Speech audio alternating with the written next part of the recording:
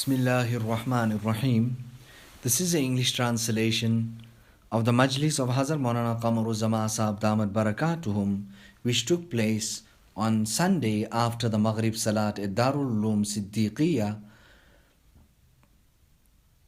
Yaripura, Kolgam, Kashmir.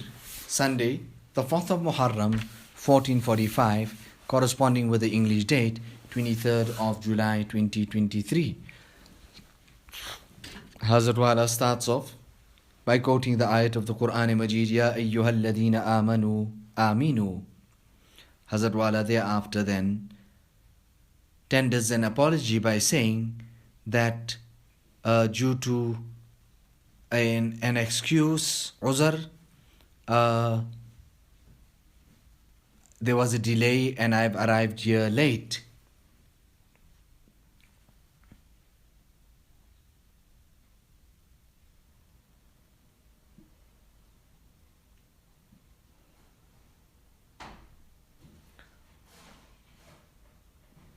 So, Rasulullah sallallahu alaihi wasallam, also when he gave nasihat, many times it was very, very concise and short. And I would also like to give something very concise and short. Nabi sallallahu alaihi wasallam said, Ad-Dinu an-Nasiha. Sometimes Rasulullah sallallahu alaihi wasallam said, Ittaqillaha haythuma kunta. On some occasions, ulama ascended the mimbar and said to the people, Ya ayyuhal ladina amanu taqullah. And that was enough nasihat for them.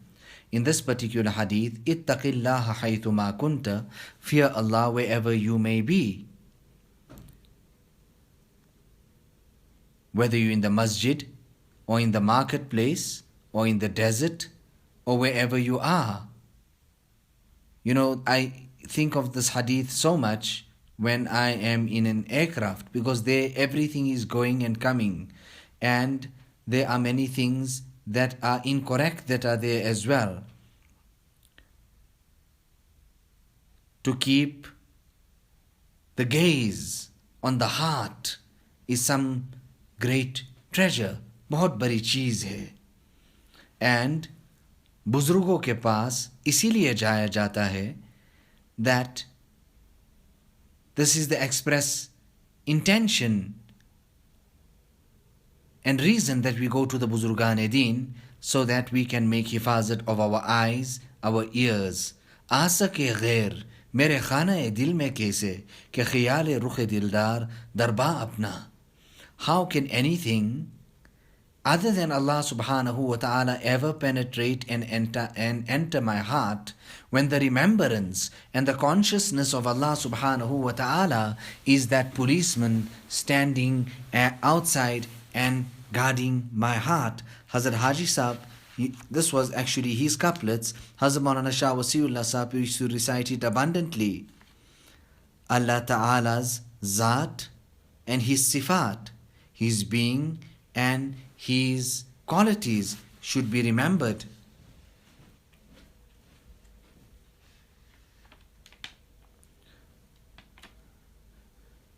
Chashmo bando labbo bando gosh band, gar nabini noor haq barman bakhand.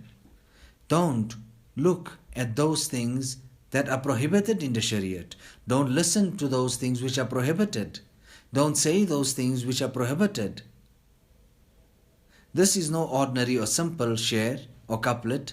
This is bunyadi. It is of fundamental importance.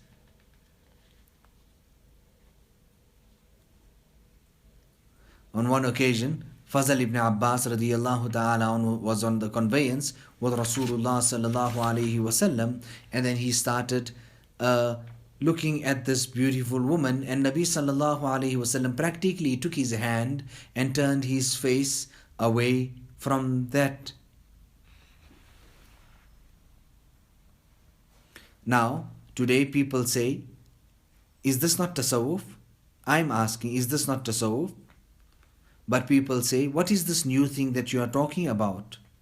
Now, the Buzurgan-e-Din take this into consideration abundantly and tremendously. Hazrat Maulana Shah Wasiullah Sahib himself would never be at peace if we had to be outside in the bazaar or the marketplace. He would pace up and down. He was worried about our eyes, our ears, our tongues, our heart. Min husni islamil mar'i tarkuhu ma la ya'ni. From the beauty of the Islam of an individual is that he abandoned that which does not concern him, useless, futile talks. There was a Buzruk, and in his neighborhood there was a Muhaddith. People asked him that, Hazrat, have you been to the dars of this Muhaddith? He said, yes, of course. And I learnt one hadith from him, Min husni islamil mar'i tarkuhu ma la ya'ni. However, I was not able to completely make amal on this particular hadith, due to which I did not yet return as yet. I'm still trying my utmost to practice fully and completely on this hadith. There is no greater treasure or something that is more appreciated and looked after by the Buzurgan-e-Deen than time. You know, Maulana Muhammad Ahmad Sahib used to speak about a Buzruk who would eat less, or who would just put some barley into his mouth and then down it with water, etc., on the basis of this year, that it would take such a long time to do that, and in that time I could remember Allah subhanahu wa ta'ala so much more. So do not go to those places or avenues where you will be challenged and tested with la yani. Chashmo band, labbo band, gosh band, gar nabini noor haq, barman bakhand. You know, we were in Bombay once with Hazrat Maulana Hakim Akhtar Sahib, the Khalifa of Hazrat Maulana Abraham al-Haq Sahib. And what did he say? We were there, the ocean was in front of us, he was looking at those huge boulders, and then he gave us such an excellent example. He said that look at these huge waves, they come and they smash against these rocks which repel them, and then the water then goes back. All of this is so that these huge high skyscrapers can be protected and looked after. Similarly, this eyes, ears, tongue, etc., they're supposed to be these huge boulders which repel and drive away all evil, so that no evil can penetrate and enter into the heart.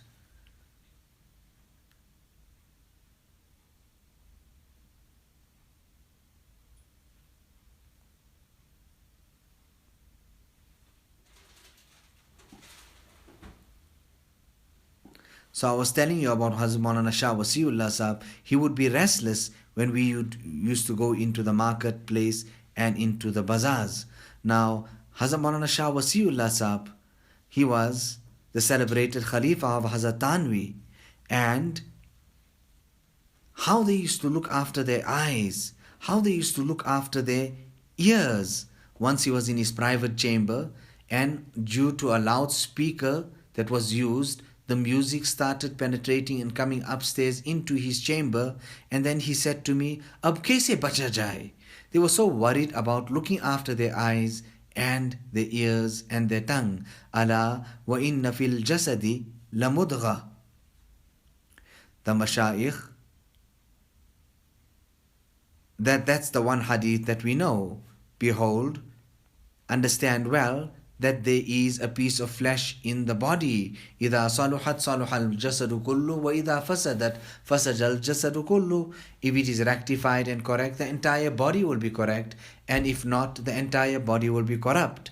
Another hadith, أَلَا إِنَّ لِلَّهِ فِي أَرْضِهِ أَوَانِي أَلَا وَهِيَ الْقُلُوبُ وَأَحَبُّ الْأَوَانِ إِلَى اللَّهِ تَعَالَى أَصْفَاهَا وَأَصْلَبُهَا وَأَرَقُّهَا. And the Anbiya alayhimus salatu wassalam have been deputed and commissioned by Allah subhanahu wa ta'ala, so that they were commissioned for tazkiyah and nafs. And today, there is so much of negligence in this regard. The nafs, where it was years and years ago, it's still in that same place. Whereas the declaration of Allah in the Quran is قَدْ أَفْلَحَ مَنْ زَكَّاهَا, has succeeded the one who has purified it. Allah speaks about the objectives of why He commissioned the Anbiya alayhimu salatu wassalam and sent them to the dunya. هُوَ الَّذِي بَعَثَ فِي الْأُمِّيِّينَ رَسُولًا مِّنْهُمْ يَتْلُو عَلَيْهِمْ آيَاتِهِ وَيُزَكِّيهِمْ وَيُعَلِّمُهُمُ الْكِتَابَ وَالْحِكْمَةِ. I state what Hazrat Maulana Shah Wasiullah Sahab, Hazrat Maulana Muhammad Ahmad Sahab, Hazrat Maulana Abrarul Haq Sahab. Yes, maybe their methodology, their tarz, their style may have been or could have been different. However, at the feet of each one of them, I found yaksaniyat. I found that very same point and that very same treasure, that very same piece and part that was emphasized on over and over again, and that was nafs ki islah. That was the maqsad. In the maqsad, there was ittihad. All of them had this year, islah and rectification of this nafs. Nafs ki mar.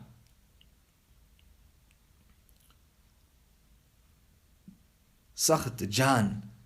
Anyway, this nafs is ajib. You are hardly negligent and off guard about this nafs. You look this way and suddenly from this side, like a serpent, it bites you. It stings you. But what can you do? Yes, most definitely, you can ask Allah subhanahu wa ta'ala. Rather, you should ask Allah subhanahu wa ta'ala. Allahumma aati nafsi taqwaha wa zakkiha anta khayru man zakkaha anta waliyuha wa maulaha. Oh Allah, we are the individuals next to this nafs. However, you are the owner, the maker of this nafs. We are sahib nafs. You are khaliq nafs. You also have a haqq and a right over this nafs. You help us in purifying this nafs. Hand it over to Allah subhanahu wa ta'ala. Show your helplessness to Him. Allah ta'ala, you need His madad. You need His help. Allah ta'ala has designated and stipulated the purification of the nafs as being a fard, compulsory. So Rasulullah, the Buzurgan-e-Din, attached so much of importance to the islah of the nafs, and they would turn the attention of others to it as well. All this wazaif, muraqabah, and creating of the softness and compassion is all for this, for the islah of the nafs. Asake ghair mere khana e dil mein kaise ke khiyar rukh dildar darba apna. How can anything other than Allah subhanahu wa ta'ala ever penetrate my heart when the remembrance of Allah subhanahu wa ta'ala is my guard and watchman over my heart? So, if it was necessary for Rasulullah sallallahu alaihi wasallam, and when he was given this command, and he was told that success is dependent on purification of the nafs, then he did not show any bravery at that time.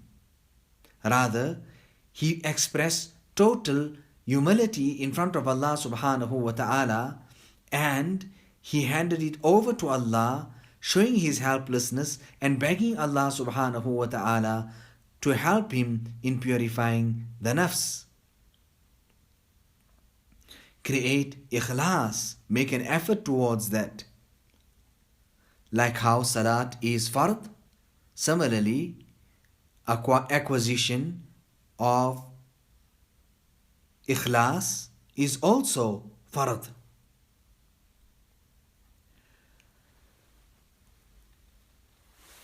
Allah Ta'ala give us that tawfiq. Our mashayikh said this, and they said it, and they said it until they were finished, until they passed away. They passed on the importance of all of this to us. Hazrat Khaja Muhammad Masoom, he used to also say, all of them came with the same message. They warned us about the nafs. قَدْ أَفْلَحَ مَنْ زَكَّاهَا. So Allah Ta'ala has stipulated it in the Quran. It is a statement it's straightforward, has succeeded the one who has purified his nafs.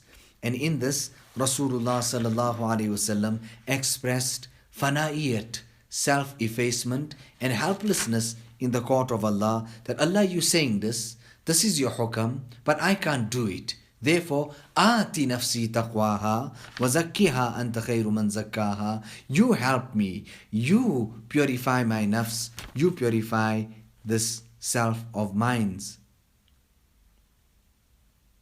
We should also get the knowledge of the nafs. What are these characteristics of the nafs? How is the nafs? And we should make dua to Allah subhanahu wa ta'ala also for tawfiq and hidayah to do good. Allahumma inna nas'aluka at-tawfiqa lima habbika min al-a'mal wa sidqa at-tawakkuli alayk wa husna az-zanni bik. And let us meet Allah subhanahu wa ta'ala in such a manner, in such a way that our nafs is completely clean and pure from all the khaba'ith and all this type of filth. Then let us make dua. Allahumma ati nafsi taqwaha wa zakkiha anta khayru man zakkaha anta waliyuha wa maulaha. Ilahi maqsood man tu hi wa rizaye tu muhabbat wa ma'rifat khud bideh. You know, even in forgetting, even out of mistake, making a mistake, we don't even recite these du'as. Intentionally, we're not reciting it. But even making a mistake, by mistake I recited this du'a, we would say, even by mistake we don't recite these great du'as. Today we have made the dunya our maqsood. This du'a is saying, Ilahi, maqsood man tui wa rizaye tu. My maqsood, my objective, my goal, my life, my everything is you and your pleasure. Therefore, bless me with your love and your recognition. Allah Ta'ala's ta'alluq with Allah and nisbat, this great bond with Him, it is from amongst the fara'id and something that we should strive for and we should achieve. ربنا تقبل منا إنك أنت السميع العليم وتب علينا إنك أنت التواب الرحيم بحرمة سيدنا النبي الكريم صلى الله عليه وسلم.